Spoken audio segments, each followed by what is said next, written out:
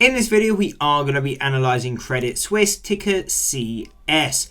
Now, to get straight into it, firstly, on screen you can see this is a picture from Bloomberg Terminal, and this basically just shows that Credit Suisse's CDSs are near enough at their all-time highs and are breaking the 2008 highs.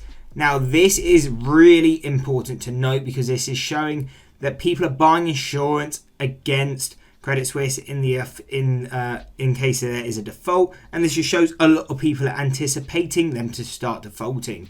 So this is really important to watch, because if everyone is buying spreads, or a lot of people are buying spreads, or especially if it's big money buying the CDSs, it can show that Credit Suisse is going to have liquidity problems, even though their CEO keeps coming out giving assurance that there isn't. It's showing that people still have concerns, and this is most likely the reason it's gone from around $6 to around $3.50 in just about a week or two. But now onto the technical side of things, what are going to be key support and resistance levels?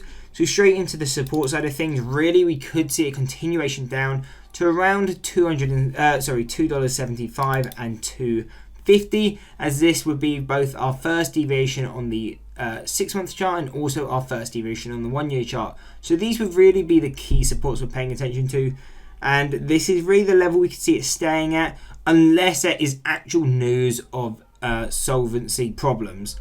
But if we did continue down, then there could be potential plays to be happening at around 120 and 50 cents, and we can't go any lower than that because the stock or the deviations turn negative, and obviously we can't trade a stock into the negative. So these are the key supports we would be paying attention to on a technical side of things. Obviously, if fundamentals come out, and they're always going to be the key driver.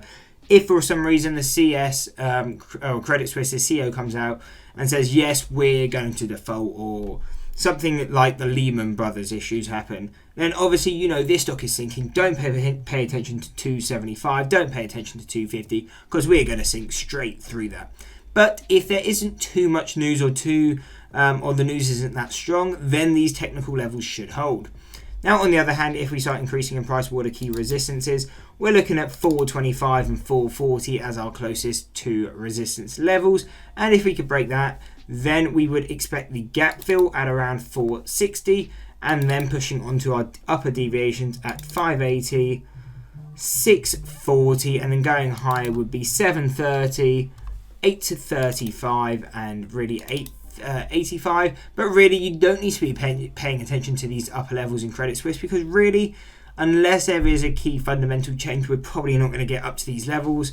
Even the 570, I think, for the current condition would be quite a push. But really, these would be the key levels. I mean, you can kind of ignore above the 570. But these would be the key levels and that we're paying attention to. So I hope you enjoyed the video. If you did, why not drop a like and subscribe, and check out one of these two analysis videos.